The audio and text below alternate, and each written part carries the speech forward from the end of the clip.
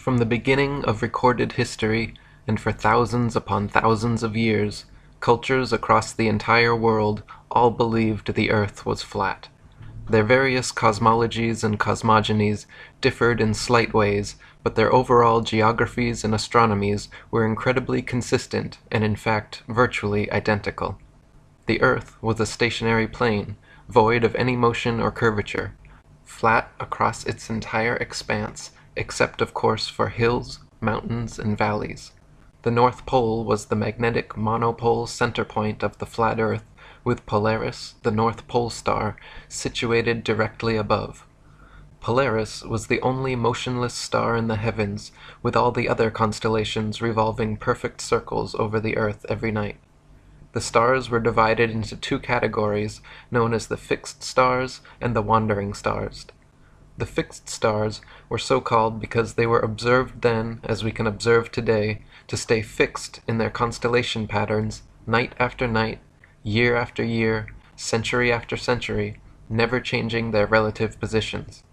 The wandering stars, what are today referred to as planets, were so called because they were observed then, as we can observe today, to wander the heavens, taking their own unique spirograph-like patterns, making both forward and retrograde motions over and around the Earth during their cycles. The sun and moon were both of equal size, and they too revolved over and around the motionless Earth, as immortalized in the Chinese yin-yang symbol. The sun and moon were much closer to Earth than supposed nowadays, and each shined with their own unique opposite lights, the sun's being warm, golden, drying, preservative, and antiseptic, and the moon's light being cold, silver, damp, putrefying, and septic. The sun and moon, as though connected to a magnetic maypole, made alternating spiral journeys over and around the Earth every year. The sun began its journey at the Tropic of Capricorn at the winter solstice, where it made its fastest and largest circle over the Earth. For the next 3 months, every day the sun slightly narrowed its path and slowed its speed until by the spring equinox the sun had spiraled its way from the Tropic of Capricorn to the equator. Then for the next 3 months, again every day, the sun continued to slightly narrow its path and slow its speed until the summer solstice, when the sun made its smallest, slowest circle around the Tropic of Cancer. Once the sun reached this innermost circle, like the ribbons and dancers around the maypole, the sun would then begin its opposing, widening, quickening journey back to the Tropic of Capricorn. For the next 3 months, every day the sun slightly widened its path and hastened its speed until the autumnal equinox, the sun had spiraled its way from the Tropic of Cancer back to the equator. Then for the next 3 months again, every day the sun continued to slightly widen its path and hasten its speed until the winter solstice, when the sun made its largest, fastest circle around the Tropic of Capricorn, and the annual journey began again. The moon had a similar yearly path revolving over and around the Earth, but unlike the sun, which constantly changed its speed to keep a consistent 24-hour day, the moon's speed never changed, so depending on its latitude, the moon was observed then, as we can observe today, to take approximately 24.7 to 25 hours per cycle.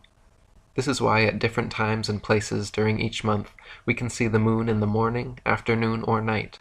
This is also the origin of old fairy tales such as The Hare and the Hedgehog, or The Tortoise and the Hare. The hare, like the sun, begins the annual race full of energy, excitement, and ego, declaring himself the definite winner, and gets off to an immediate head start. Meanwhile, equally confident in his seemingly lesser abilities, the humble, slow, and steady tortoise moon begins as well, allowing the hare to lead. As the race carries on, the cocky hare tires and slows down, or takes a nap, at which point the tortoise overtakes him. This is analogous to the moon reaching the Tropic of Cancer before the sun each year and beginning its return journey. When the hare reaches this halfway point of the race, he realizes his lackluster attitude has resulted in being overtaken by the slower tortoise, and begins to speed up again. Then, for the remainder of the race, the sun picks up speed day by day, gaining on the moon, but ultimately losing as the slow and steady tortoise reaches the finish line before the hare and wins. So for ancient man, Earth and Polaris were the two immovable center points of the universe, around which the sun, moon, and other stars all revolved in a dome-like shape.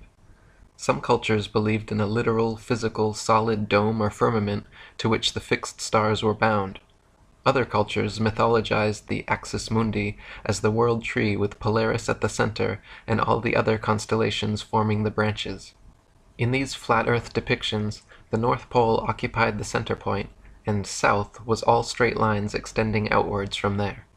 East and west were not straight lines, as is assumed nowadays, but were in fact circles, just like all lines of latitude and the paths of the celestial bodies. The southern circumference of Earth was surrounded by a gigantic wall of ice 150 to 200 feet above sea level, holding the interconnected oceans in like a World Cup. Beyond the ice wall, some cultures claimed a firm barrier existed through which no human could penetrate. Other cultures believed there were entire worlds and other civilizations existing beyond the Antarctic ice. Currently, and for the past half-century, there has existed an international Antarctic treaty preventing all independent exploration of Antarctica. Pre-approved guided tours exist which take visitors to a few coastal regions of Antarctica, but no independent exploration of the continent is allowed. Sailors like Jarl Andhoy have been caught attempting to explore Antarctica and threatened, turned around at gunpoint, fined, and jailed for violating this militarily enforced international treaty. As a result, the public currently has no way to confirm or deny the seemingly fantastical claims of ancient man concerning what may or may not exist at the southernmost extremities of the Earth. We can, however, confirm that this 200-foot ice wall surrounding the southern circumference of the Earth most certainly exists. We can confirm that Polaris is indeed the only non-moving star in the sky. All the fixed stars indeed rotate perfect circles around Polaris while remaining stuck in their relative constellations night after night, year after year, century after century. The wandering stars, or planets, do indeed wander the heavens, taking their own unique spirograph-like paths when charted from a geocentric perspective. The sun and moon are indeed observably of equal size and revolve over and around us in daily cycles.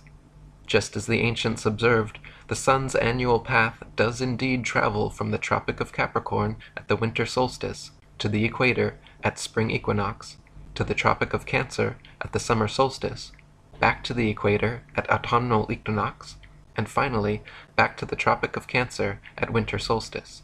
The sun's light is indeed warm, golden, drying, preservative, and antiseptic, while the moon's light is indeed cold, silver, damp, putrefying, and septic.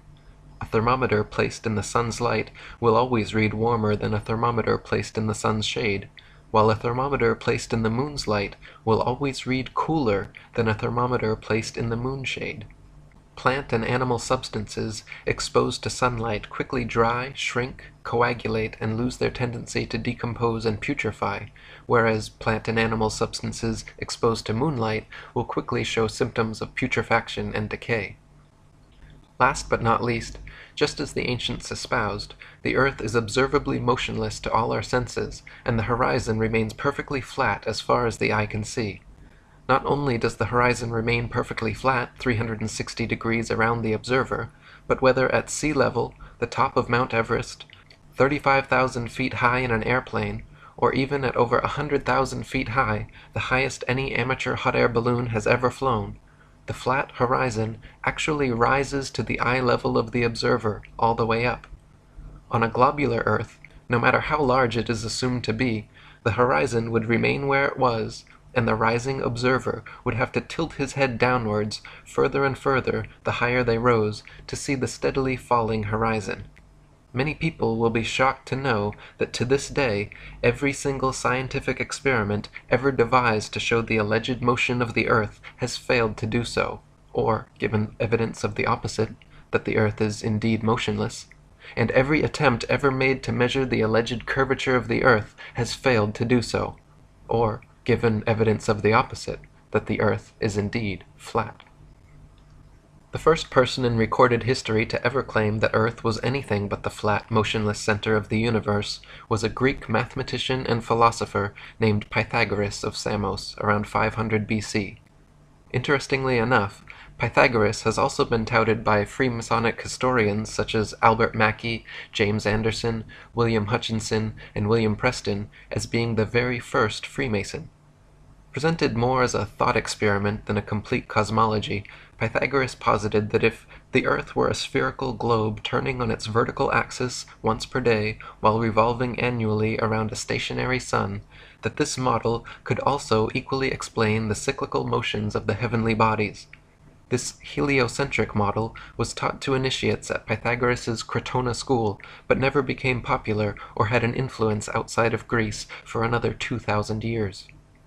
A century later, another Greek mathematician and philosopher named Plato also espoused a spherical Earth cosmology, except he claimed the Earth globe to be the motionless center of the universe, with the sun, moon, and stars revolving around.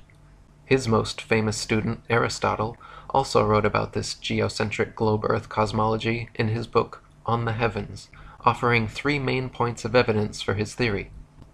Firstly, Aristotle noted that when sailing away from an observer on shore, ships approaching the horizon disappeared from view hull before masthead, and he postulated that this occurrence was due to the curvature of the Earth.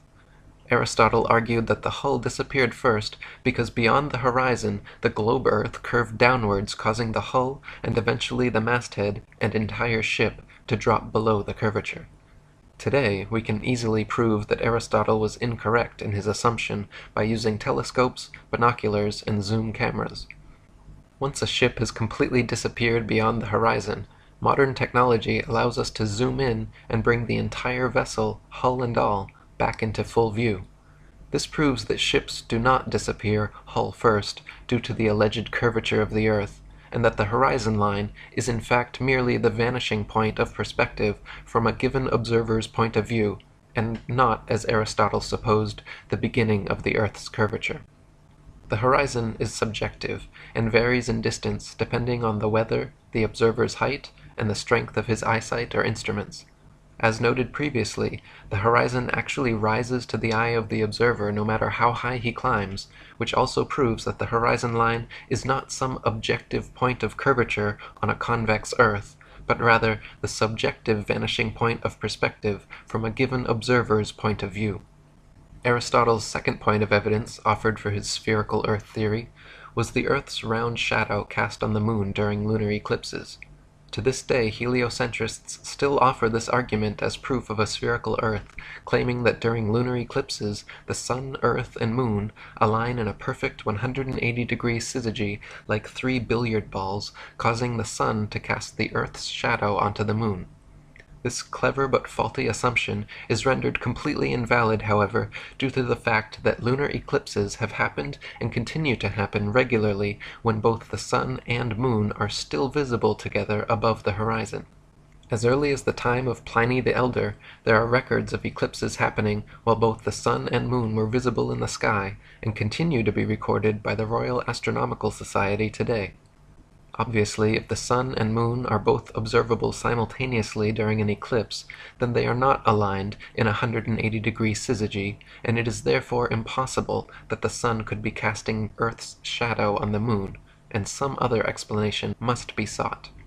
Another explanation, in fact, already existed in many cultures around the world, who posited that a third celestial body known as Rahu, or the Black Sun, also existed, equal in size to the Sun and Moon. This translucent dark body passed affront the Sun and Moon during solar and lunar eclipses, causing their lights to dim. Aristotle's final point of evidence offered for his spherical Earth theory was the appearance of Polaris and other stars to gradually decline overhead as an observer travels southwards. He argued that the gradual declination and eventual disappearance beyond the horizon of certain stars and constellations as one traveled southwards was evidence that the observer was traveling over a convex curved surface. Similar to the ships disappearing over the horizon argument, Aristotle posited that the horizon line was the literal curvature of his spherical Earth, and the stars which declined and disappeared beyond it became invisible because a mass of curved Earth existed between them and the observer. In actual fact, however, the gradual declination of objects in the sky towards the horizon is merely a product of the law of perspective on plane surfaces. As any art student of point perspective knows, the human eye views the world in a pyramidal shape, so that when looking down a long hallway, the floor appears to rise, the ceiling appears to sink, and the walls appear to narrow into a point at the center of the observer's view. Of course, the dimensions of the hallway remain constant for its entire length. The floor does not actually rise, the ceiling does not actually sink, nor do the walls actually close in, but to the human eye, everything is perceived this way. Similarly, when the sun, moon, airplanes, or clouds appear to sink towards the horizon as they move away from us, they are not actually losing altitude and slowly approaching sea level. They are in fact maintaining the same altitude, except they are moving away from you, and so the law of perspective makes them appear to sink. A century after Aristotle, around 250 BC, yet another Greek mathematician and philosopher named Eratosthenes made his claim to fame with a new alleged proof of the spherical earth. Eratosthenes noted that at noon during the summer solstice at Syene, the sun cast no shadow and the rays could reach straight to the bottom of his well, yet meanwhile in Alexandria, a vertically standing metal rod cast a significant shadow. By factoring the length of the shadow with his assumed distance to the sun, Eratosthenes recorded a measurement of Earth's circumference close to what heliocentrist astronomers still use today.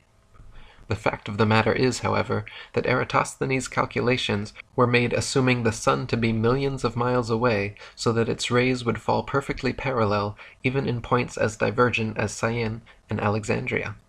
This faulty premise led to his faulty conclusion, which was eventually exposed upon the invention of the nautical sextant. Using sextants and plane trigonometry, by measuring the sun's angle at 2 points on Earth simultaneously and factoring their distance from each other, the Pythagorean theorem reveals both the height and dimensions of the sun. Using this method, the sun and moon have repeatedly been calculated to be approximately 32 miles in diameter, 3,000 miles from the surface of the Earth. High-altitude balloon footage has also filmed lighting hotspots on clouds, proving the sun to be local and acting as a spotlight, and not a burning ball of gas millions of miles away, as supposed by heliocentrists. After Eratosthenes, the globe Earth theory completely disappeared from philosophical thought and recorded history for almost 2 millennia. Geocentric flat Earth cosmologies continued to reign supreme, with even Eratosthenes himself, touted as the father of geography, depicting the Earth as flat in his famous 194 BC map of the world. Crates of Malice invented the first model globe Earth around this time as well, but it failed to have any effect on the world at large. Fast forward to 1522 AD, Portuguese explorer Ferdinand Magellan became the first person in known history to successfully sail around the world. This circumnavigation of Earth soon became and continues to be touted today as absolute proof of the spherical Earth theory. If Magellan was able to sail east to west around the entire world and return to his original starting point, surely the Earth cannot be flat and must be a globe, right? Wrong. Just as a compass can place its center point on a flat piece of paper, trace a circle either way around, and return to its original starting point, so can a ship or plane circumnavigate a flat Earth. The only kind of circumnavigation which could not happen on a flat Earth is north-southbound, which, to this day, has still never been done. Both the North Pole and Antarctica are military-enforced no-fly and no-sail zones due to restrictions originating from none other than the United Nations, the same United Nations that haughtily uses a flat Earth map in their official logo and flag. In 1543, just days before his death, Freemason and Jesuit Nicholas Copernicus published his book On the Revolutions of the Celestial Spheres, which revived the old heliocentric cosmology of Pythagoras and began the so-called Copernican revolution away from a flat geocentric model and towards a global heliocentric model. Since his book claimed Earth to be a tilting, wobbling, spinning sphere revolving at breakneck speeds around a stationary sun, it was initially met with due incredulity. Copernicus always countered this by claiming his theories were merely hypotheses and shouldn't be considered truth. In his book he even wrote, quote, "The Pythagorean teaching was founded upon hypothesis, and it is not necessary that the hypothesis should be true, or even probable. The hypothesis of the movement of the Earth is only one which is useful to explain phenomena, but it should not be considered as an absolute truth. Contemporaries of Copernicus, such as Danish astronomer Tycho Brahe, famously argued against his heliocentric model, positing that if the Earth revolved in an orbit around the Sun, the change in relative position of the stars after 6 months of orbital motion could not fail to be seen. Brahe wrote that the stars should seem to separate as we approach and come together as we recede. In actual fact, however, after millions of miles of supposed orbit around the Sun, not a single inch of parallax could be detected in the stars. As even Wikipedia notes, quote, "The lack of any observable parallax was considered a fatal flaw in any non-geocentric theory." Copernicus's answer to this obvious problem was simple. He moved the stars so ridiculously far away from the Earth that even after millions of miles of supposed orbit around the Sun, no appreciable parallax could be detected. Copernicus simply needed to claim that the stars were trillions upon trillions of miles away, so then, mathematically speaking, it would indeed be impossible to detect such slight parallax. Again, contemporaries of Copernicus argued against this convenient correction of his, arguing quite rightly that if the stars were trillions of miles away, then there is no way we could see them.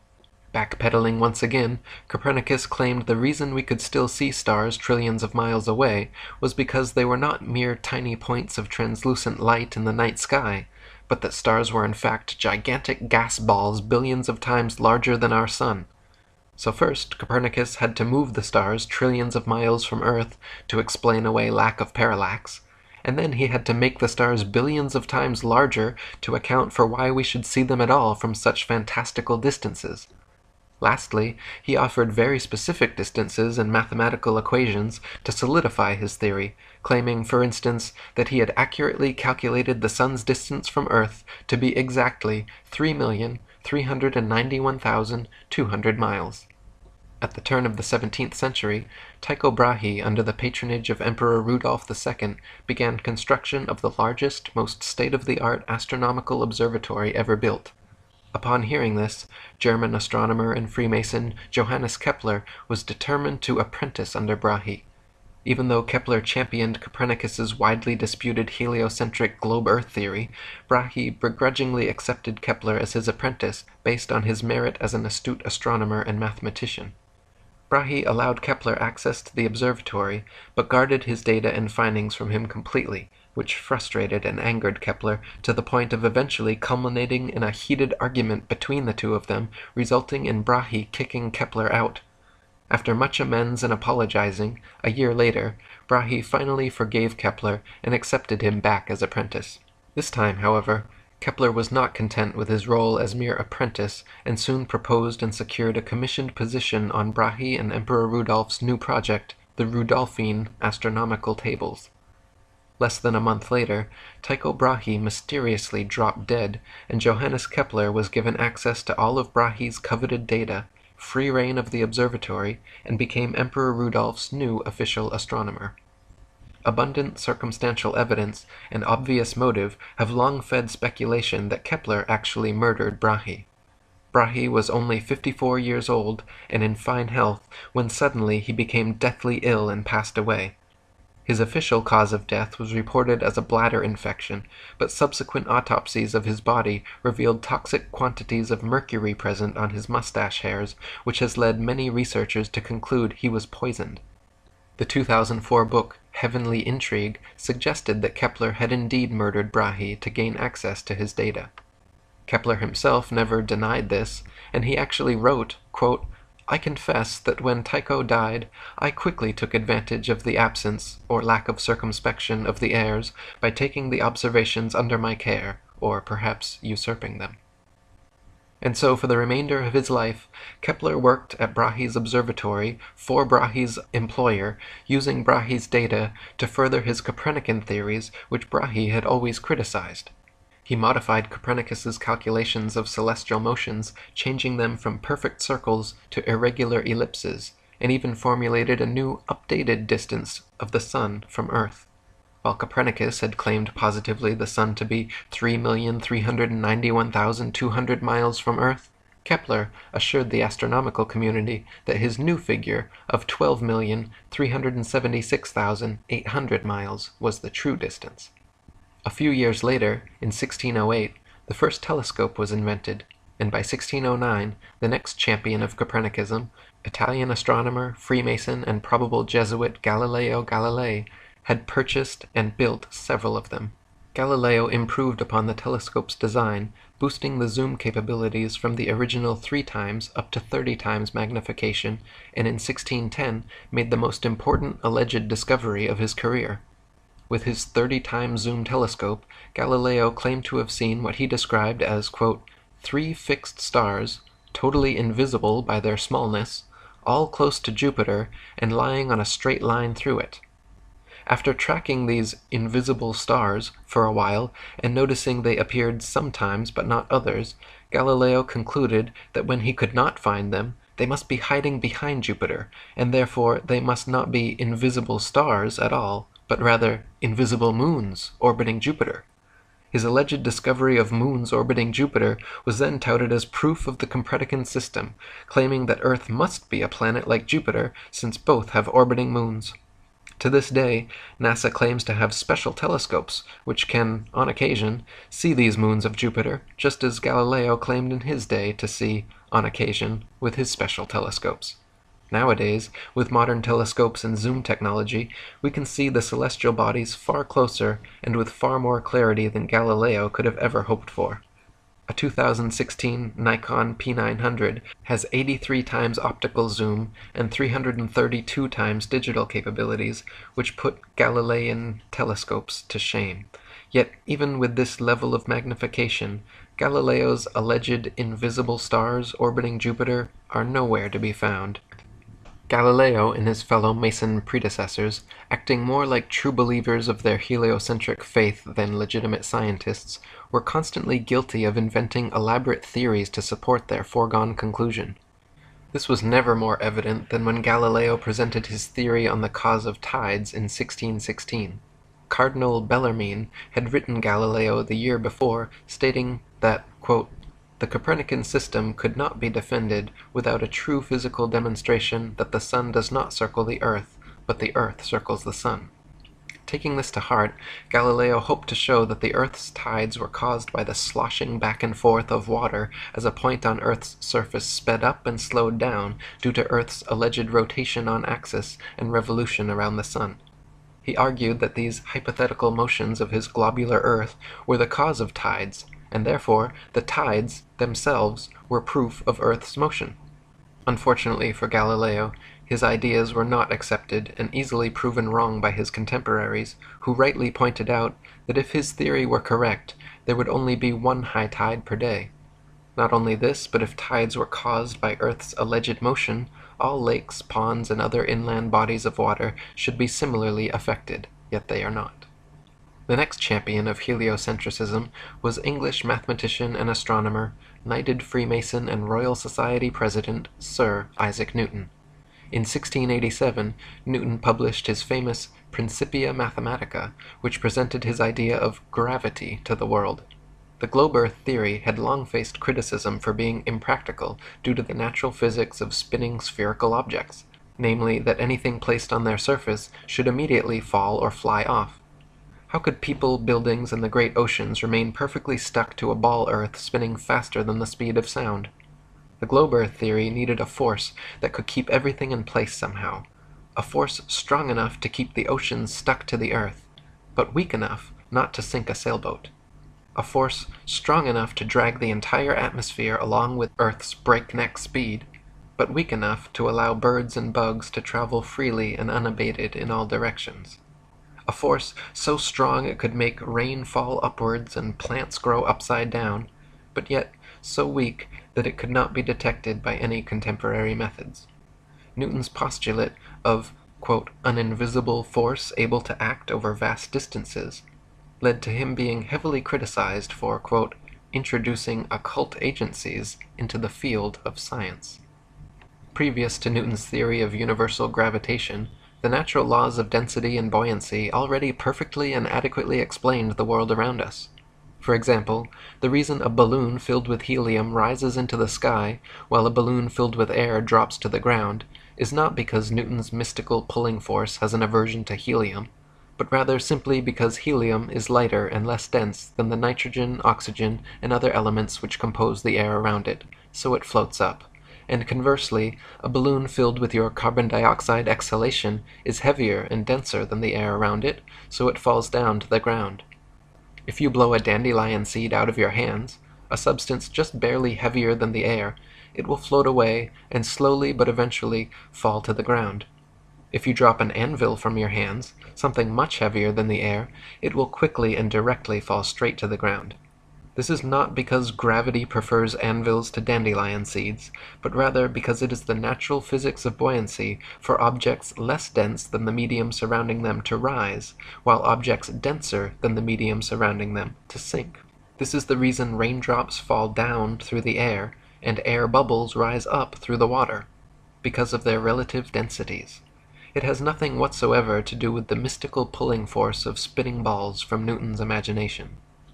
Newton's theory allegedly began when, upon seeing an apple fall from a tree at Woolsthorpe, as though no one in the history of humanity up to that point had ever seen a falling object and wondered why it fell, he had a veritable scientific epiphany. The apple fell not because it was heavier and denser than the air around it, but rather because a force at the center of the spinning ball earth pulled it to the ground. Newton quickly got to work formulating his theory of universal gravitation, which he used to explain not only falling objects, but also orbiting celestial bodies. Newton claimed that the sun, moon, earth, planets, and stars' gravity caused them to all orbit around the most massive nearby bodies. So not only was gravity fickle and selective about which objects it caused to fall and which it allowed to rise, gravity was also able to perform different functions on different scales. At the human scale, gravity allegedly caused people, buildings, and oceans to stick to the Earth, while at the planetary scale, gravity allegedly caused moons to orbit around planets, and planets to orbit around stars. Unfortunately, Newton never addressed this, but the question remains, how and why would gravity cause both planets to orbit the sun and people to stick to the Earth? Gravity should either cause people to float around in suspended circular orbits around the Earth, or it should cause the Earth, Moon, and planets to all be pulled and crash into the Sun. The two effects are very different, yet the same cause is attributed to both. Furthermore, this magnetic-like attraction of massive objects gravity is purported to have can be found nowhere in the natural world. There is no example in nature of a massive sphere or any other shaped object which, by virtue of its mass alone, causes smaller objects to stick to or orbit around it. There is nothing on Earth massive enough that it can be shown to cause even a dust bunny to stick to or orbit around it. Try spinning a wet tennis ball or any other spherical object with smaller things placed on its surface, and you will find that everything falls or flies off, and nothing sticks to or orbits around it. To claim the existence of a physical law without a single practical evidential example is hearsay, not science. By now, however, you are likely beginning to see that these Freemasonic heliocentric priests are less interested in science and truth than they are in propagating contrived evidences for their foregone conclusions. In like manner, as Copernicus had claimed positively the sun to be 3,391,200 miles away, and Kepler had calculated it to be positively 12,376,800 miles away, Newton was quoted as remarking, "It matters not whether we reckon it 28 or 54 million miles distant, for either would do just as well." It appears he was correct, because the alleged distance to the heliocentrist's sun has continued to increase by the millions until today, where we stand with NASA's current official figure of 93 million miles. In 1773, Captain Cook became the first modern explorer known to have breached the Antarctic Circle and reached the ice barrier. This expedition offered an exciting chance to find proof of either the flat or globe Earth models, because Captain Cook intended to sail completely around Antarctica looking for inlets through the ice wall. If the Earth was indeed a globe 25,000 miles in equatorial circumference, as the heliocentrists claimed, then a complete circumnavigation of Antarctica would be approximately 12,000 miles. And if the Earth was flat, with Antarctica surrounding the entire circumference, a complete circumnavigation of Antarctica would have to take over 50,000 miles. During 3 voyages lasting 3 years and 8 days, Captain Cook and his crew sailed a total of 60,000 miles along the Antarctic coastline, never once finding an inlet or path through or beyond the massive glacial wall. Captain Cook wrote, "The ice extended east and west far beyond the reach of our sight, while the southern half of the ocean was illuminated by rays of light which were reflected from the ice to a considerable height." Later voyages by Captain James Clark Ross and Captain George Nares in the 19th century further confirmed Cook's findings. Ross's expedition spent 4 years and 5 months in heavily armored warships, failing to find an entry point beyond the southern glacial wall. And Nares spent over 3 years circumnavigating Antarctica, taking an admittedly indirect course, but clocking in nearly 69,000 miles total. If Antarctica truly was the tiny ice continent claimed by globe Earth proponents, all of these expeditions would have ended years sooner. In addition to this, many Antarctic explorers, including Captain James Clark Ross and Lieutenant Charles Wilkes, using globe Earth projection maps, wrote in their journals perplexed at how they routinely found themselves out of accordance with their charts, stating that they found themselves an average of 12 to 16 miles outside their reckoning every day, later on further south increasing to as much as 29 miles per day. These huge discrepancies experienced by explorers the further south traveled are usually attributed to increasingly strong storms, winds, and currents, but if that were the case, they should have just as often found themselves ahead of their reckoning, which they never did. In 1783, the hot air balloon was invented, and for the first time in recorded history, people were able to float miles above the Earth's surface and see for themselves once and for all whether or not the Earth was flat or a globe. To many people's astonishment, as high as they rose, the horizon remained perfectly flat 360 degrees around them and rose to the level of their eyes all the way up. J. Glaisher wrote in his Travels in the Air that, quote, "On looking over the top of the car, the horizon appeared to be on level with the eye, and taking a grand view of the whole visible area beneath, I was struck with its great regularity. All was dwarfed to one plane. It seemed too flat." M. Victor Emmanuel, another hot air balloonist, wrote that, quote, "Instead of the Earth declining from the view on either side, and the higher part being under the car as is popularly supposed, it was the exact opposite. The lowest part like a huge basin being immediately under the car, and the horizon on all sides rising to the level of the eye. As stated previously, this is only possible on a flat plane." It would be an entire century after Newton published his theories on gravitation before any scientific experiment was devised to attempt to prove its existence. In 1797, Henry Cavendish, the British scientist, Freemason, and wealthy grandson of the Duke of Devonshire, created an experiment which he claimed successfully proved the existence of gravity, measured its constant, and provided accurate figures for the exact masses of the Earth, Sun, Moon, and planets. How did Cavendish achieve this quantum leap for heliocentric pseudoscience? He fixed 2 large lead balls on opposite ends of a torsion balance and hung them from the roof of his shed. By watching and recording slight motions of the contraption via telescope through his shed window so his mass would not affect the reading, Cavendish claimed to have proven gravity. 2 small lead balls were hung near the large ones, and any motion observed towards one another was touted as being the influence of gravity. Now, the Cavendish experiment has been widely criticized by the scientific community because never in over 2 centuries since its creation has anyone been able to replicate it. Firstly, the balls simply do not always attract one another as they must for the so-called gravitational constant to be constant at all.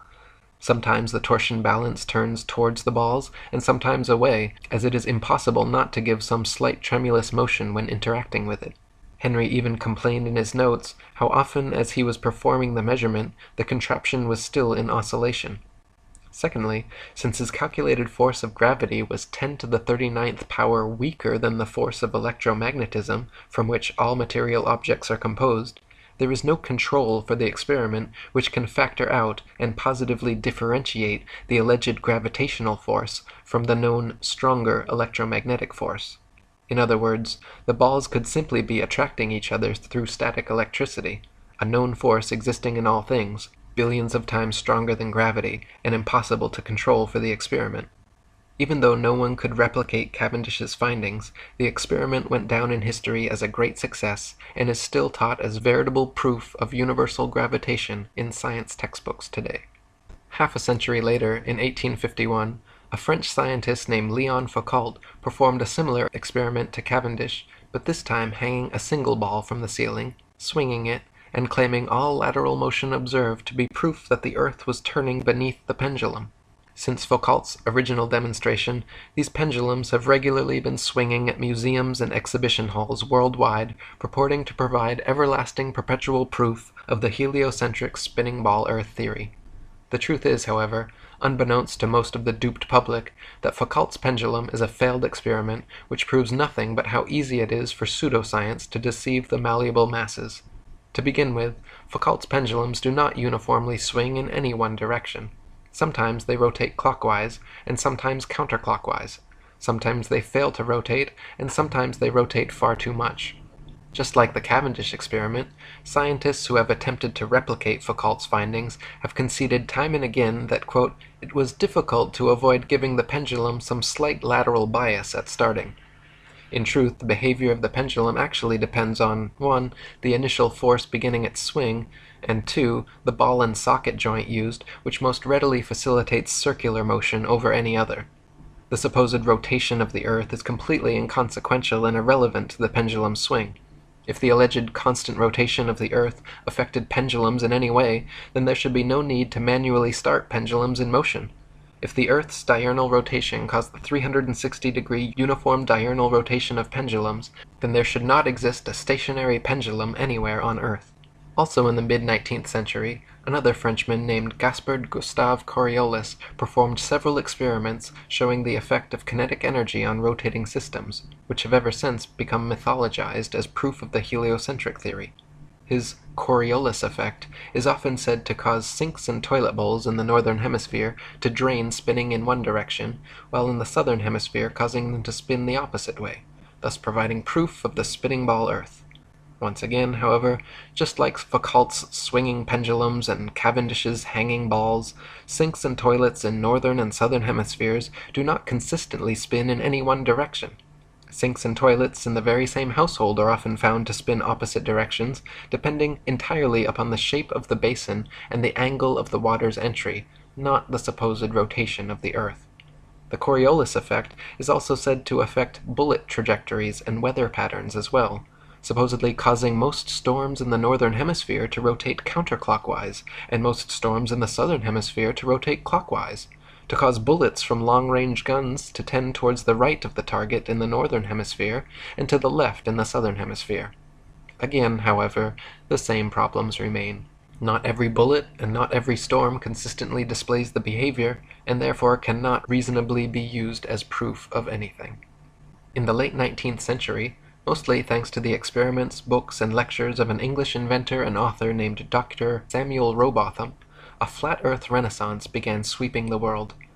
Rowbotham's findings, beginning with his 1864 book, Earth Not a Globe, an experimental inquiry into the true figure of the Earth, proving it a plane without axial or orbital motion and the only material world in the universe, caused quite a stir in the scientific community, and thanks to 3 decades of his effort, the shape of the Earth became a hot topic of debate around the turn of the 19th century.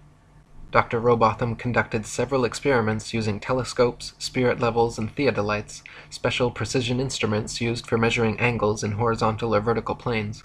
By positioning them at equal heights aimed at each other successively, he proved over and over the Earth to be perfectly flat for miles, without a single inch of curvature.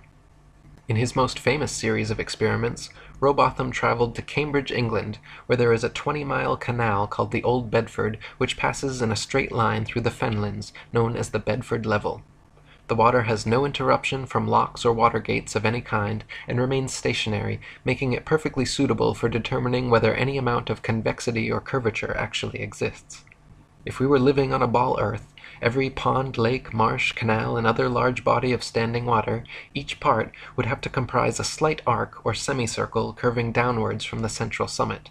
If the ball Earth were truly 25,000 miles in circumference, as claimed by heliocentrists, then spherical trigonometry dictates the surface of all standing water must curve downwards an easily measurable 8 inches per mile, multiplied by the square of the distance. This means along a 6-mile channel of standing water, the Earth would have to curve 16 feet 8 inches downwards from one end to the other, and/or dip 6 feet on either end from the central peak, depending where the measurement is taken. Rowbotham tested first by standing in the water holding a telescope 8 inches above the surface, while his partner rowed away from him in a small boat with a 5-foot-tall flag attached. If the Earth was indeed a globe 25,000 miles in circumference, by the time the boat reached Welney Bridge 6 miles away, the entire boat and flag should have been completely invisible, hidden behind a 6-foot-tall mass of curved water. In reality, however, every time tested, the entire boat and flag remained visible from start to finish. In a second experiment, Dr. Rowbotham placed 7 flags along the edge of the water, each 1 mile distant from the next, with their tops positioned 5 feet above the surface, and stood with his telescope behind the first. If the Earth was a globe 25,000 miles in circumference, each successive flag would have to decline a definite and determined amount below the last. The first and second flags established the line of sight. Then the third should fall 8 inches below the second, the fourth flag 32 inches below, the fifth 6 feet, the sixth 10 feet 8 inches, and the seventh flag should be a clear 16 feet 8 inches below the line of sight. Even if the Earth was a globe of 100,000 miles, an amount of easily measurable curvature should and would still be evident in this experiment. But the reality is, not a single inch of curvature was detected, and the flags all lined up perfectly as consistent with a flat plane. In 1870, one of Rowbotham's supporters, an English scientist of the Royal Academy named John Hampden, offered a public wager of £500 to anyone who thought they could prove the Earth spherical by repeating the Bedford level experiment. Alfred Russel Wallace, a fellow English scientist, ardent evolutionist, and personal friend of Charles Darwin, accepted Hampden's wager, and the two met with referees to decide the matter at the Bedford level. The original plan was to repeat Rowbotham's flag experiment, but after hours of attempting to align them one on each mile marker, upon looking through the telescope, quote, they could not even judge which was which, let alone decide whether the line of sight along them was flat or curved. Heated debate ensued, an angry quarrel followed, and the experiment descended into a farce. They called it a day, but a week later reconvened, this time Wallace setting new parameters for the experiment, which had never been tested or approved by Rowbotham or Hampden. Wallace hung a large calico sheet from the old Bedford Bridge, with a thick black line painted across its center, and positioned his telescope 6 miles south at Welney Bridge at the same elevation. Then, halfway between these 2 points, Wallace placed a long red pole topped with a marker disc designed to fall in line with the black painted marker and telescope. All of these he placed at a masonically significant 13 feet 3 inches above the water. Wallace's plan was to view the marker disc and black line through the telescope, and if the middle marker appeared below the line of sight, this would be taken as proof of the water's flat surface, and if the middle marker appeared above the line of sight, it would be taken as proof of Earth's curvature. Hampden immediately took issue with this new method of allegedly determining curvature, but begrudgingly accepted to continue. When viewed through the telescope, the center marker fell a tiny bit below the telescope crosshair, and the far marker on the bridge fell a tiny bit below that. This result was not expected by either party, but Wallace quickly claimed it proof that the Earth was curving downwards, while Hampden claimed the results to be in accordance with the law of perspective over flat surfaces. This time an even more heated debate ensued, until Wallace refused to speak another word with Hampden, gave him the silent treatment, and even had the police escort Hampden from his hotel room before leaving town the following day. The referees for the wager decided in favor of Wallace, and the money was given to him. In response, Hampden immediately published a 16-page pamphlet denouncing Wallace as a liar and cheat, called "Is Water Level or Convex After All? The Bedford Canal Swindle Detected and Exposed." Another fellow English author and flat-earther, William Carpenter, also present during the experiment, wrote his equally scathing 30-page review of the swindle entitled "Water Not Convex, the Earth Not a Globe," demonstrated by Alfred Russel Wallace on the 5th of March, 1870. Hampden later took Wallace to trial and sued him for his £500. The court formally decided in favor of Hampden that the bet was invalid and returned his money in full. Next, Hampden immediately reissued his challenge to Wallace, increasing the wager to £1,000 and inviting Dr. Rowbotham to attend.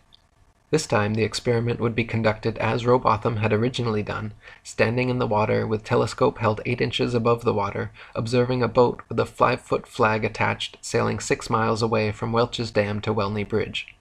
When the day of the wager came, poor weather prevented them from completing the experiment, so they postponed, met more bad weather, and postponed again. On their third and final attempt, before heading home with the weather still overcast, they attempted the experiment. Unfortunately, shortly after reaching the halfway point, the boat became indistinguishable beyond the haze, and the bet was called off. The boat and flag were visible, however, for the entire 3 miles. In 2015, a group of flat earthers once again repeated Rowbotham's experiment at the Bedford level, with similar results. They detected no curvature and saw the boat beyond the halfway marker, but became obscured by poor weather before reaching the full 6 miles. In 1871, after getting massive amounts of pressure from the public to address these claims from flat Earth proponents, Royal Astronomical Society President George Airy devised an experiment which he hoped would once and for all prove Earth's axial motion and forever silence the rabble-rousing flat earthers. By first filling a telescope with water to slow down the speed of light inside, then calculating the tilt necessary to get the starlight directly down the tube, Airy planned to measure the speed of the telescope, and thereby the speed of the Earth, by extrapolating the amount of tilt needed to keep the starlight coming in straight. The experiment, however, would go down in history and forever be known as Airy's failure, because every time he repeated it, Airy found the starlight was already coming in the correct angle with no change necessary, proving that the stars move relative to a stationary Earth and not the other way around. Airy had meant to prove the heliocentric theory, but instead devised an everlasting proof of the geocentric model. In 1887, American physicists Albert Michelson and Edward Morley performed an experiment to determine Earth's speed through space, or what was then called the ether. By passing light through 2 pathways, one in the direction of Earth's alleged motion and the other at right angles to it, the light traveling with the Earth should have taken longer to return than light traveling at right angles to it. To the surprise of Michelson, Morley, and the scientific establishment, however, no difference whatsoever was detected, even after repeating the experiment several times in different places. To attempt to patch up this glaring problem, the heliocentric establishment created the Fitzgerald-Lorentz contraction, which actually had the gall to claim that the light pathway going the same direction as the Earth became physically shorter during the experiment so that the time to return became equal to the other pathway. The implications of Michelson and Morley's experiment were so detrimental to the spinning globe Earth myth that they were forced to concoct this ludicrous backpedaling explanation, which even Arthur Miller denounced, calling it a physics of desperation. After Samuel Rowbotham's death, Lady Elizabeth Blunt, an English author, flat earther, vocal vegetarian, and anti-vivisectionist, founded the Universal Zetetic Society, which attracted thousands of members and published a journal called The Earth Not a Globe Review for several decades. Many other prominent flat earthers of the time also continued doing their best to spread the word. John Hampton continued publishing his own work and reprinted all of Samuel Rowbotham's material. In 1885, William Carpenter published his famous 100 Proofs Earth is Not a Globe. In 1892, Alexander Gleason released his New Standard Map of the World as It Is, which remains to this day one of the most accurate flat Earth maps ever created. He had hopes it would completely replace globes and Mercator maps the world over, but unfortunately his map's influence was short-lived. The next year, in 1893, Gleason published his flat Earth tome entitled Is the Bible from Heaven? Is the Earth a Globe? Does Modern Science and the Bible Agree? Which gave many flat Earth proofs and also explained his wonderful map. In 1899, the South African flat Earth author Thomas Winship published his excellent work, Zetetic Cosmogony, evidence that the world is not a rotating revolving globe, but a stationary plane circle. 1903 marked the beginning of airplane travel, which, had it been invented in Copernicus's era, would have destroyed his spinning ball Earth fantasy long before takeoff. When hot air balloons were first invented, people were told the reason they cannot simply float in the air and wait for the spinning ball Earth to bring their destinations to them was because gravity somehow stuck the entire atmosphere and everything in it in place, dragging it along at 1,000 miles per hour so uniformly that we can't see it, feel it, hear it, or measure it in any way. Once airplane technology evolved so that we could fly at comparable speeds to the Earth's supposed rotation, however, it became immediately apparent that the Earth and its atmosphere could not be constantly rotating 1,000 miles per hour west to east. Simply put, if the Earth were constantly spinning eastward 1,000 miles per hour, then airplane flight durations going eastwards versus westwards would be significantly different. If the average commercial airliner travels 500 miles per hour, it follows that westbound equatorial flights should reach their destination at approximately 3 times the speed as their eastbound return flights. In reality, however, the differences in east and westbound flight durations usually amount to a matter of minutes, and nothing near what would occur on a 1,000-mile-per-hour spinning ball Earth. For example, flights eastward with the alleged spin of the ball Earth from Tokyo to LA take an average of 10.5 hours. Therefore, the return flights westwards against the alleged spin should take an average of 5.25 hours, but in actual fact, take an average of 11.5 hours. Also of note, if Earth were a globe, there are several flights in the southern hemisphere which would have the quickest, straightest path over the Antarctic continent, such as Santiago, Chile to Sydney, Australia. Instead of taking the shortest, quickest route in a straight line over Antarctica, all such flights detour all manner of directions away from Antarctica instead, claiming the temperatures too cold for airplane travel. Considering the fact that there are plenty of flights to, from, and over Antarctica, and NASA claims to have technology keeping them in conditions far colder and far hotter than any experienced on Earth, such an excuse is clearly just an excuse, and these flights aren't made because they are impossible. If the Earth was a ball and Antarctica was too cold to fly over, the only logical way to fly from Sydney to Santiago would be a straight shot over the Pacific, staying in the southern hemisphere the entire way. Refueling could be done in New Zealand or other southern hemisphere destinations along the way if absolutely necessary. In actual fact, however, Santiago to Sydney flights go into the northern hemisphere, making stopovers at LAX and other North American airports before continuing back down to the southern hemisphere. Such ridiculously wayward detours make no sense on the globe, but make perfect sense and form nearly straight lines when shown on a flat Earth map. On a ball Earth, Johannesburg, South Africa to Perth, Australia should be a straight shot over the Indian Ocean, with convenient refueling possibilities on Mauritius or Madagascar. In actual practice, however, most Johannesburg to Perth flights curiously stop over either in Dubai, Hong Kong, or Malaysia, all of which make no sense on the ball, but are completely understandable when mapped on a flat Earth. A casual study of other South Hemisphere flight paths and stopover points will prove to even the most staunch skeptic the clear illegitimacy of globe map projections.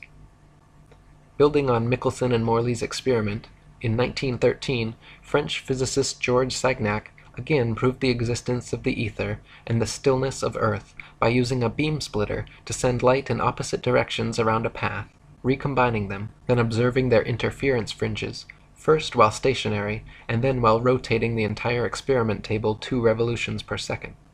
The changes in interference patterns between the moving and non-moving trials proved that the light, and therefore the Earth, was stationary. In 1914, William Westfield wrote his geocentric classic, Does the Earth Rotate? No! And when Gerard Hickson's masterpiece, Kings Dethroned, A History of the Evolution of Astronomy from the Time of the Roman Empire up to the Present Day, was published in 1922, the heliocentric theory of the universe was on its last legs.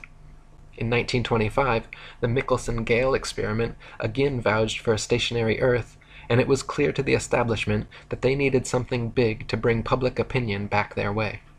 In 1916, a Jewish physicist named Albert Einstein had published his General Theory of Relativity, a brilliant revision of heliocentrism which, in one philosophical swoop, abolished the ether from scientific study, replacing it with a form of relativism which allowed for heliocentrism and geocentrism to hold equal merit. If there was no absolute etheric medium within which all things exist, then hypothetically one could postulate complete relativism with regard to the movement of two objects, such as the Earth and Sun. In one philosophical leap, with no scientific evidence to support it, Einstein and the heliocentric establishment were thus able to sweep Airy's failure, Michelson, Morley, Sagnac, and Gale all conveniently under the carpet and pretend they didn't exist, simply by claiming that all motion in the universe was relative. By the late 1920s, Einstein and his theories had been pushed so vehemently, the heliocentric theory began making a comeback, and Einstein was being touted as a genius and one of the greatest minds in history. Far from it, even he himself admitted when asked, "What is it like to be the smartest man alive?" responded by saying, "I don't know, you'll have to ask Nikola Tesla," a true genius who in no way supported Einstein's relativity or the heliocentric theory. Einstein was even caught lying when he originally claimed to have never even heard of the Michelson-Morley experiment, but later admitted that he had indeed created special relativity with the intent of abolishing the ether and nullifying the Michelson-Morley result. By the 1930s, an eccentric Christian flat-earther named Wilbur Glenn Voliva was attracting widespread publicity around the world thanks to his American lecture tours and daily radio broadcasts from his personal station, which could be heard all the way to Australia. Voliva famously founded and built Zion City in Illinois, a town of 6,500 people, all of whom were Christian flat-earthers. Zion City even had its own schools and churches which taught flat-earth cosmology. In the spirit of Robotham and Hampton, throughout his life, Voliva offered an open-ended wager of $5,000 to anyone who thought they could disprove the flat Earth. Until his death in 1942, there were no takers. After the Second World War, Operation Paperclip brought hundreds of top German rocket scientists and physicists into the United States, and beginning in the late 50s employed them in NASA, the National Aeronautics and Space Administration. Meanwhile, the Russian space program was also forming, and a so-called space race between America and Russia ensued. The geostationary communications satellite was first imagined in a 1945 proposal by Freemason science fiction writer Arthur C. Clarke, and supposedly became science fact just over a decade later.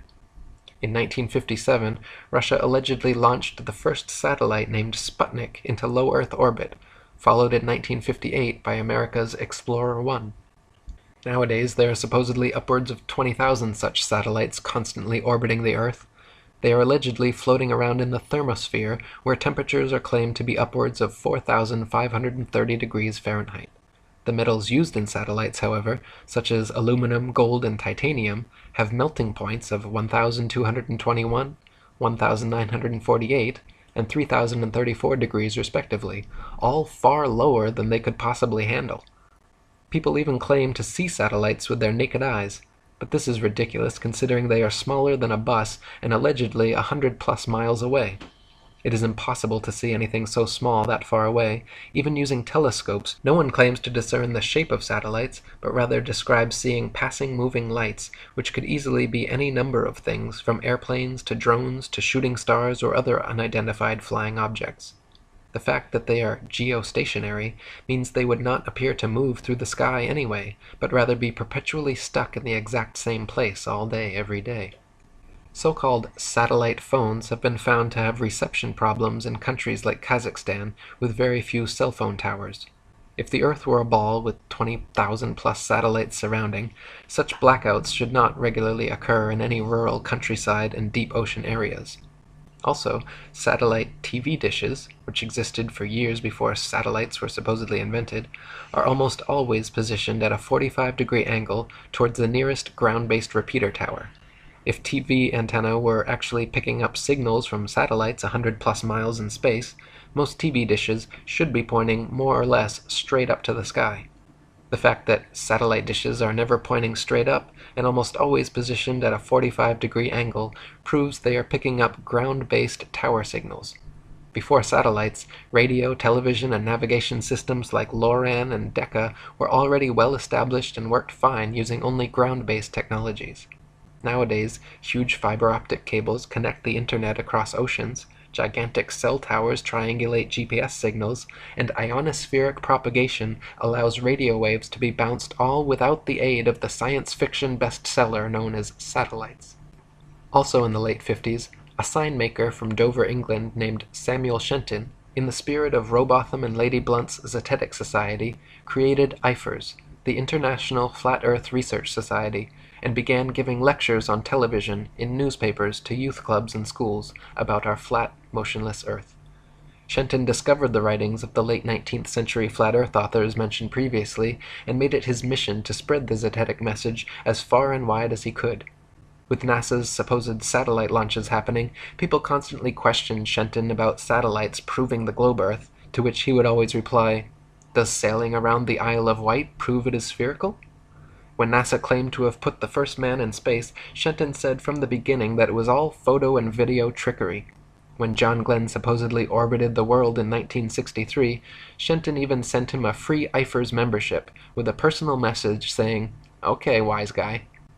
Shenton knew that John Glenn, two-time U.S. Senator and one of NASA's first astronauts, was a lying Freemason, just like his heliocentric forefathers from Pythagoras to Copernicus, Kepler to Cavendish, along with most all of NASA's astronauts. Buzz Aldrin Jr. is an admitted ring-wearing, hand-sign-flashing 33rd-degree Mason from Montclair Lodge No. 144 in New Jersey. Edgar Mitchell is an Order of Demolay Mason at Aresta Lodge No. 29 in New Mexico.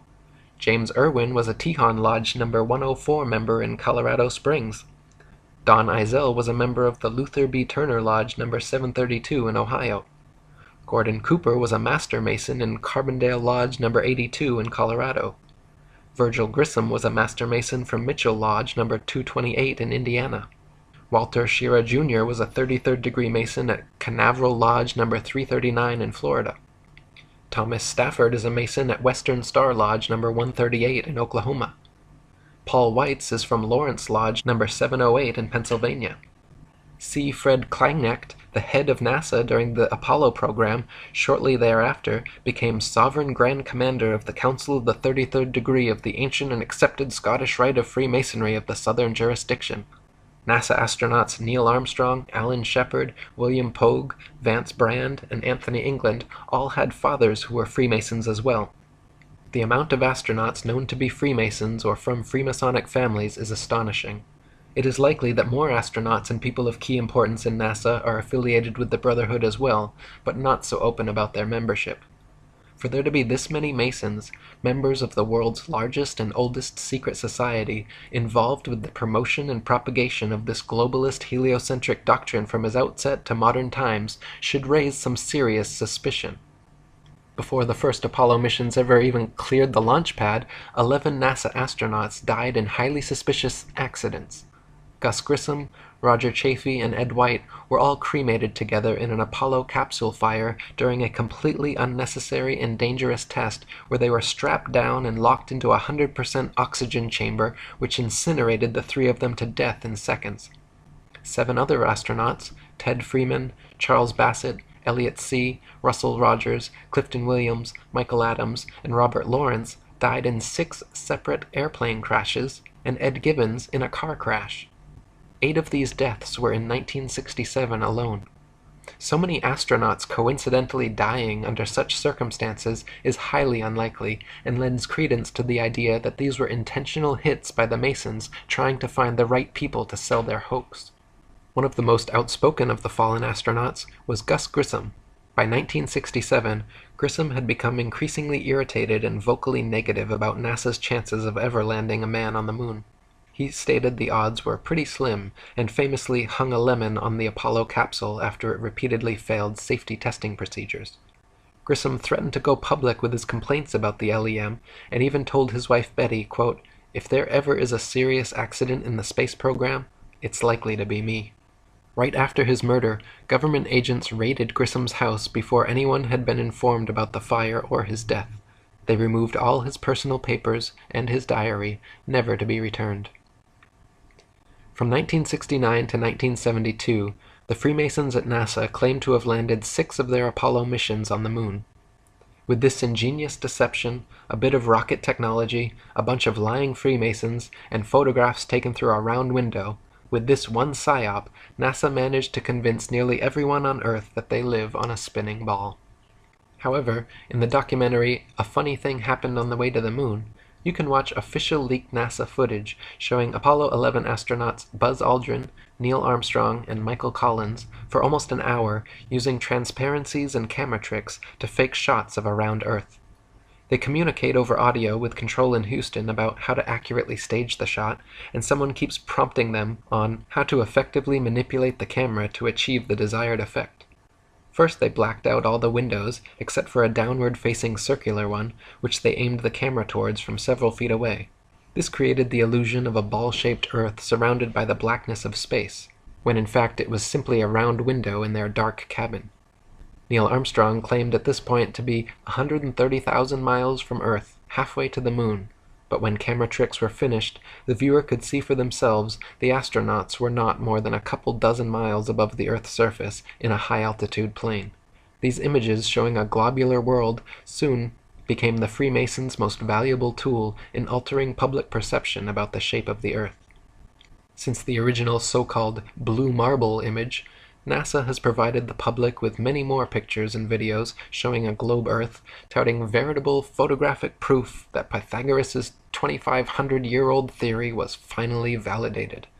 When seen with a skeptical eye, however, professional photoanalysts have dissected several NASA images of the ball Earth and found undeniable proof of computer editing. For example, images of the Earth allegedly taken from the moon have proven to be copied and pasted in, as evidenced by rectangular cuts found in the black background around the Earth by adjusting brightness and contrast levels. If they were truly on the moon and Earth was truly a ball, there would be no need to fake such pictures. When NASA's images of the ball Earth are compared with one another, the coloration of the land and oceans and relative size of the continents are consistently so drastically different from one another as to prove beyond any reasonable doubt that the pictures are all fake. NASA has many alleged photographs of the ball Earth which show several exact copy and pasted duplicate cloud patterns. Cheeky graphics artists have even placed things like faces, dragons, and the word sex into cloud patterns over various ball Earth pictures. One recent Pluto picture clearly has a picture of Disney's Pluto the dog layered into the background.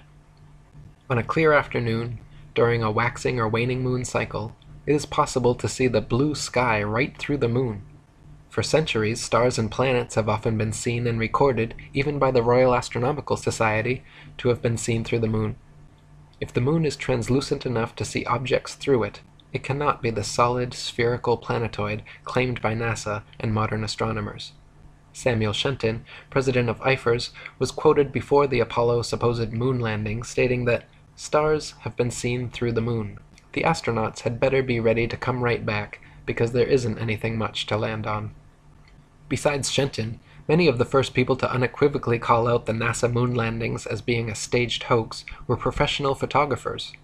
When the official NASA photographs of the moon are closely examined, it is clear that many were taken inside a studio using repetitive backgrounds, artificial lighting, wires, and cranes. Award-winning British photographer David Percy, photo analyst and historian Jack White, photographer and Nexus magazine publisher Marcus Allen, and many others all put their professional reputations on the line to expose NASA's so-called photographic evidence. None of the Apollo missions brought any extra studio lighting with them on the lunar lander, so the sun should be the only light source on the moon, and in all pictures taken there. In that case, the light should only come from one direction, and all shadows should be cast in the opposite direction.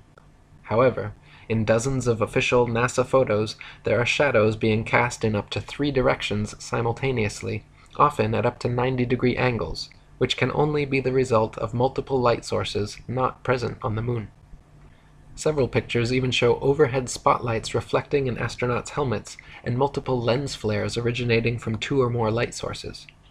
Analyzing several images from the 6 missions shows repeated background features, the exact same hills, dunes, and craters, being used over and over again in supposedly different places on the moon, as well as visible foreground and backdrop lines indicative of a studio set. In images from Apollo 11, Buzz Aldrin can be seen wearing different color gloves and different length boots in pictures that were supposedly taken within minutes of each other. If Buzz was really in the vacuum of space in a pressurized spacesuit, he certainly would not have had the time or reason to depressurize and repressurize his suit just to make such fashion adjustments. Some pictures show the lunar rover with no tracks anywhere around it. Others show rover tracks all over the foreground while it is yet to be unpacked and unloaded.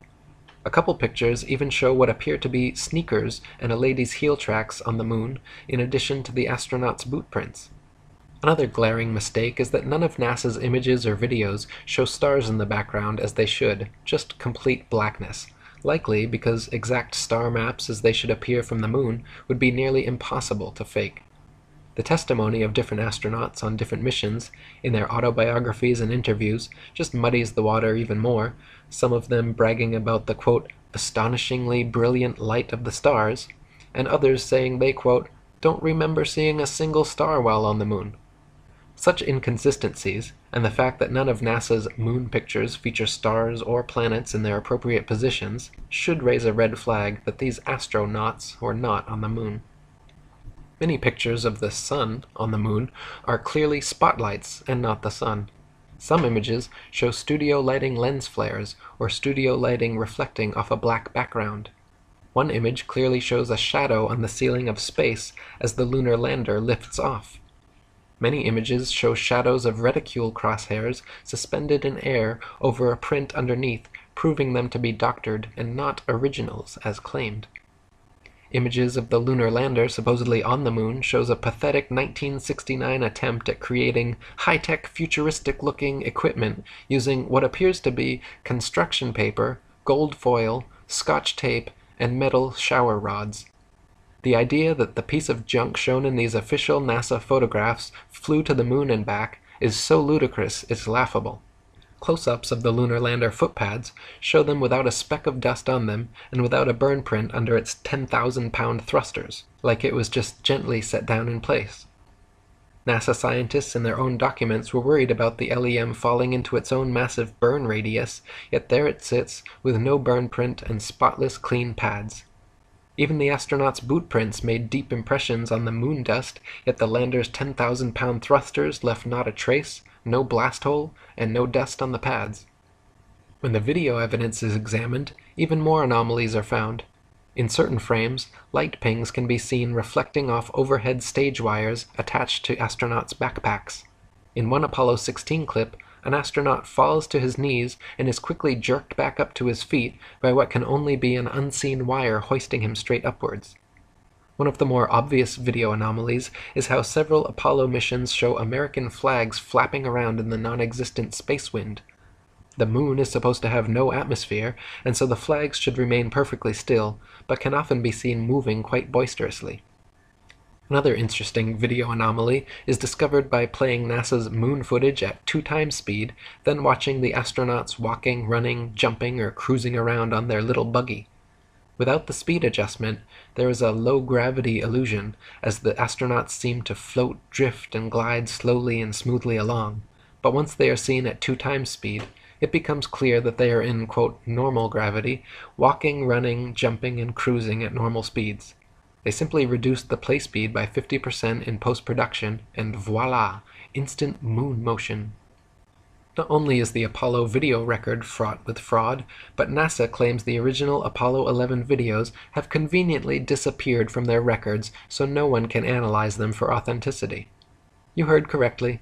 They spent over $30 billion of American taxpayer money traveling to the moon and then lost the video evidence. Those blurry, ghostly black and white images shown on TV were purposely lousy because NASA insisted at the time that all TV networks must broadcast directly from a big screen display in their operations room, a mandate which all the major networks accepted, and so what the public saw was just a video of a poorly magnified video, and now it is impossible to watch the original. Not only have the Apollo 11 originals disappeared, but NASA claims to have lost all original audio tapes from the Apollo missions, and that their contractors have lost all prints and plans for the lunar rover, LEM lander, and Apollo ship engines. It even recently came out that when curators at Amsterdam's Rijksmuseum investigated their moon rock, personally given to them by Armstrong and Aldrin in 1969, they found that it was actually just a worthless piece of petrified wood from Earth. In 1970, Freemason and philosophy professor at St. Thomas's University, Leo Ferrari, created the Flat Earth Society of Canada, which he soon shortened to simply the Flat Earth Society. Unlike Samuel Shenton's International Flat Earth Research Society in every way, Leo Ferrari's Flat Earth Society treated the entire subject as a deadpan joke, making a mockery of it, and even creating several intentionally false flat Earth arguments. For example, Leo Ferrari would always bring a pumpkin-sized rock with him during interviews and lectures, claiming he brought the stone back from the edge of our flat Earth. He would say, with a huge smirk on his face, how his boat had fallen over the edge, but he was luckily saved by hanging onto this rock. Clearly, treating our flat Earth in this tongue-in-cheek way discouraged people from taking the matter seriously, and creating this fake Flat Earth Society was the Freemasons' way of mitigating Shenton's Eifer's genuine threat to their global deception. In 1971, Samuel Shenton passed away, and the American former airplane mechanic Charles K. Johnson took his place as president of Eifer's. Charles and his wife Marjorie, like Lady Blunt and many of the original Zetetic Society members, were not only flat earthers, but outspoken vegetarians and anti-vivisectionists. Charles and Marjorie maintained a periodical called The Flat Earth News for many years, where they printed articles about NASA's lies, geocentricity, flat Earth, and vegetarianism. Unlike Leo Ferrari and his mock society spreading disinformation, Charles Johnson was a genuine voice speaking out against the evils of the world. In 1974, when Johnson heard of Ferrari's budding organization, he decided to contact him and wrote a cordial letter requesting further information about his society, to which Ferrari never replied.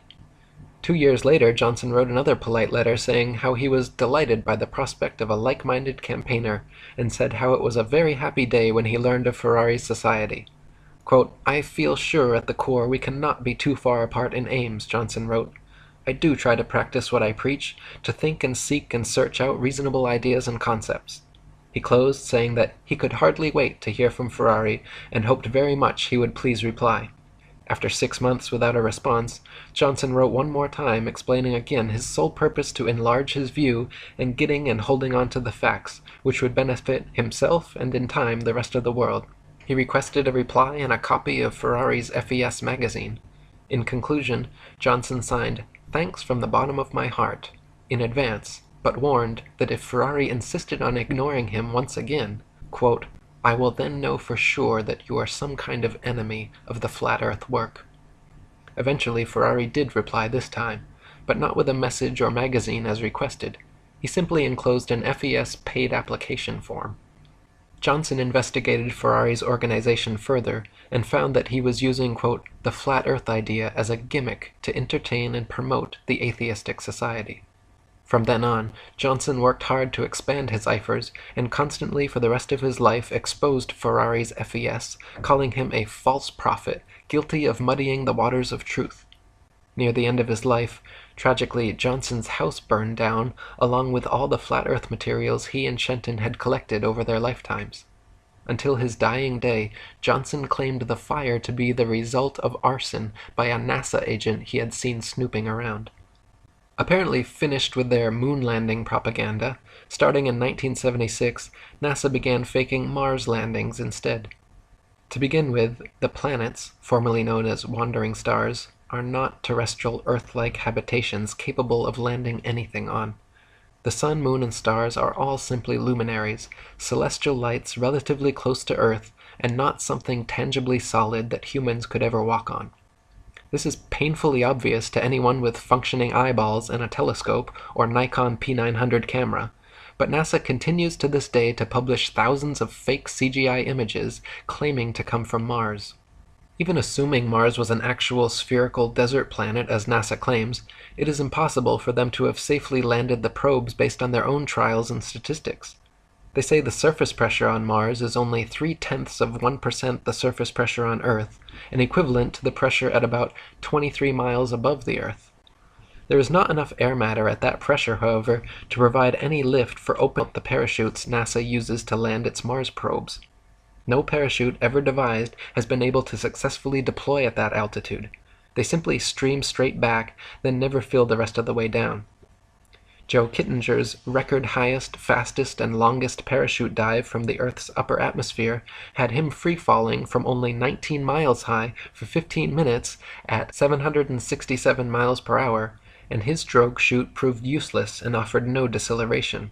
Yet NASA would have us believe, for example, that Phoenix's parachute managed to somehow slow it down from 12,738 miles per hour to 123 miles per hour in just 2.86 minutes before its final landing. In other words, NASA is claiming to do something on Mars, millions of miles away, by remote control, something that we have no evidence is even possible on Earth at significantly lower altitude and 16 times slower speed. To this day, NASA continues to fake Mars landings, and more government space agencies around the world, including Russia, China, Japan, France, India, and others, are following the same Freemasonic model of fleecing their populations of taxpayer money to fund programs that provide the public nothing but propaganda. NASA and other space agencies' rocket launches never even go straight up.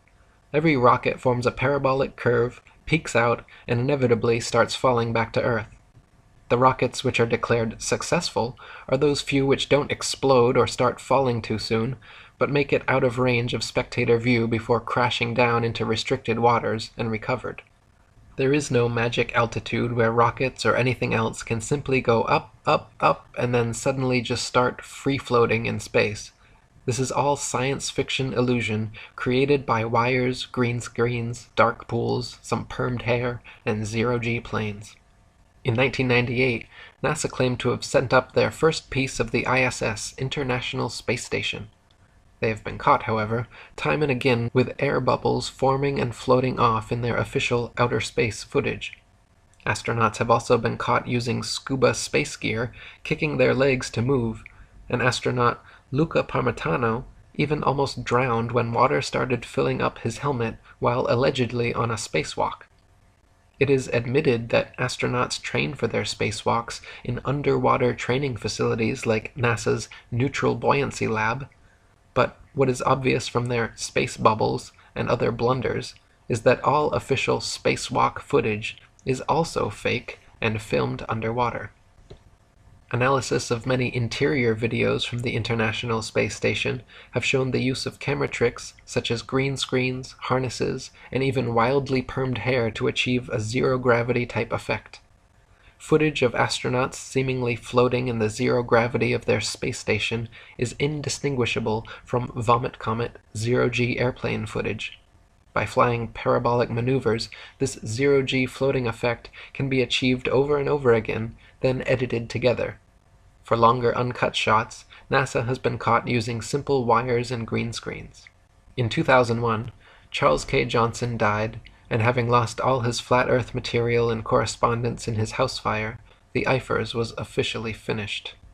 Leo Ferrari's farcical Flat Earth Society, on the other hand, continued operation as usual, making a mockery of the Flat Earth subject.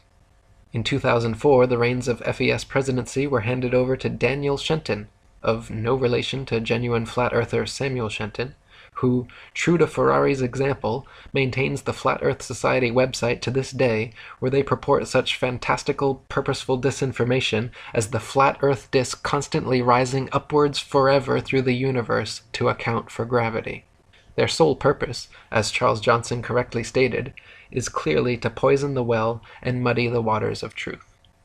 In 2008, teacher and author Eric Dubé, that's me, began a website and published a book titled The Atlantean Conspiracy, which exposed, among many other things, Freemasonry, the fake moon landings, geocentricity, and even featured a quote from IFER's president Charles K. Johnson. At the time, I had already read Samuel Rowbotham and William Carpenter's old 19th century Flat Earth books, and though personally still on the fence regarding the shape of the Earth, I was confident they were correct about the location, or geocentricity, of Earth, so I wrote about it. In 2009, after watching Alex Jones interview and praise several NASA astronauts on his show, I wrote an article and sent a message to him and his producers about the moon landing hoax, and included a link to Samuel Rowbotham's Flat Earth book for them to read.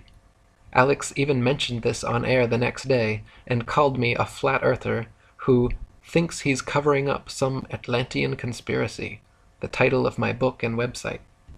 The Earth being flat, that's clearly ridiculous, though I've actually been contacted by some flat earthers saying I'm covering up the fact that it's some Atlantean conspiracy. For the next several years, I continued writing books and articles about various conspiracies and worked on building a huge social media presence. by making multiple accounts, adding as many friends and followers as possible, joining and posting to as many groups and pages as possible. Over the course of a few years, I began building up very large followings on Facebook, Google+, LinkedIn, Twitter, StumbleUpon, Pinterest, Sue, and many other sites. To give you an example of their efficacy, you can see here my main Google Plus account with over 135 million views, and my secondary one with over 87 million. In mid-2011, a professional artist, comedian, and Hollywood actor named Math Powerland, claiming to also be an ex-NASA whistleblower, created the NASA channel on YouTube. He made a few decent videos exposing NASA image fakery, but his channel certainly did not contain many flat earth proofs or evidence, and there are more videos of him ranting about Axe deodorant, hookers on Tinder, his championship sexual prowess, and other irrelevant topics than there are actually exposing the flat earth. For example, see his recent video entitled The History of the Flat Earth, the same name and comparable length as the video you are watching now, but contains almost no content relating to history or the flat earth, just him venting his various political frustrations. In short, anyone visiting his channel would not become a flat earther, and would more likely be turned off from the subject due to his manic ranting style and lack of factual content.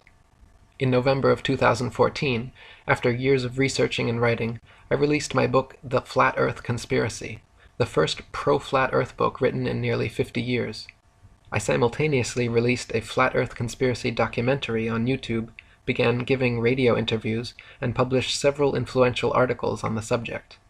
Within a very short space of time, the flat earth keyword saw a 600% rise in activity, and Google search results jumped from a few thousand to over 21 million. Soon after this, just as Johnson had experienced with Ferrari, I noticed a wave of disingenuous so-called flat earthers flooding into the movement with the obvious intent to muddy the waters.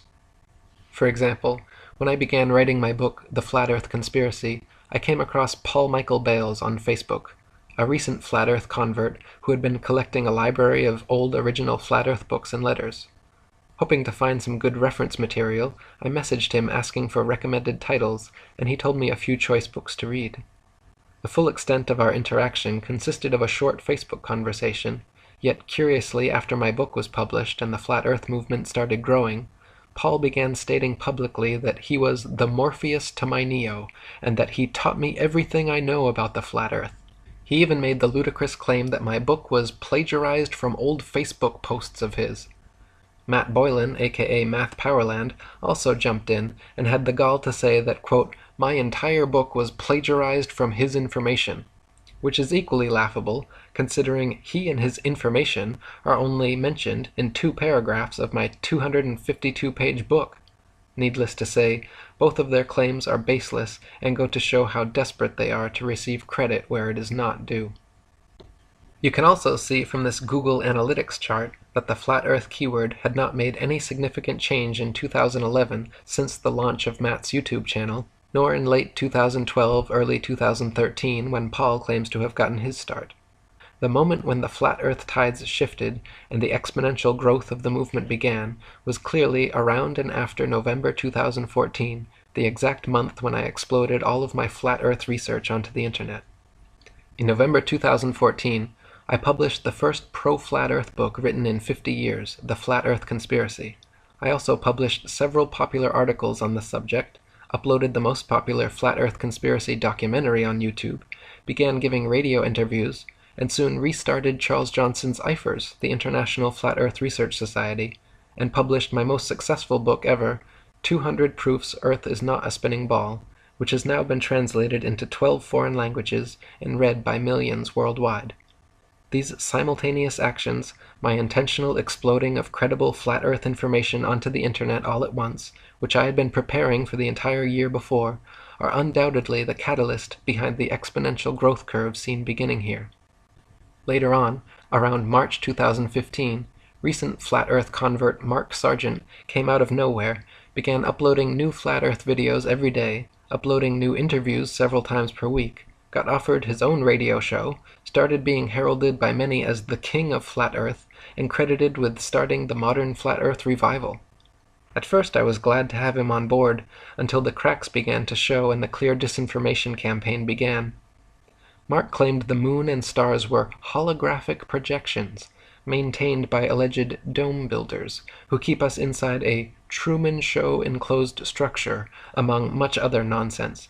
He even lied about me in several interviews, including one where he claimed that I promoted the idea of a constantly rising flat Earth to account for gravity, when in fact I constantly expose this false concept as being disinformation. Mark was, and continues to be, the Leo Ferrari to my Charles Johnson. In fact, Mark has even bragged several times about being a card-carrying member of Ferrari's farcical organization. By New Year's Eve 2016, our new IFers had gained over 3,000 members and was receiving 50,000 hits monthly when it was suddenly and without warning or explanation deleted from the internet. As the administrators and myself quickly worked on salvaging our material and creating a new site, the obvious parallels to Johnson losing everything in his NASA agent-initiated house fire were noteworthy.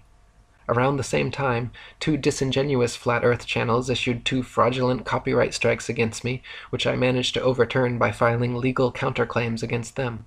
YouTube itself began a program of regularly unsubscribing old subscribers of mine and lowering view counts of popular videos.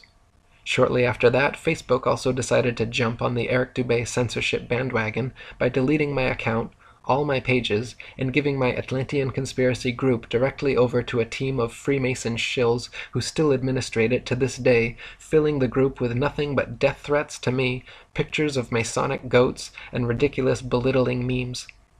After re-registering for new accounts and accumulating my friends lists again, Facebook has now deleted 2 more profiles, and I am currently on my 4th, still trying my best to spread the word. In 2016, the movement continued to grow, with many more genuine flat earthers taking up the reins and exposing the truth online, as well as many more disingenuous shills continuing to poison the well with misinformation. The new IFers began thriving with more monthly visitors than ever before. Many new Flat Earth YouTube channels began creating and mirroring excellent content. Now, at the turn of 2017, I am truly pleased with the rapid growth of this wonderful Flat Earth movement, and I encourage everyone to please help speak out, share this video, and spread the good word, as we look forward to a future where humanity is finally free from this grandest of all deceptions.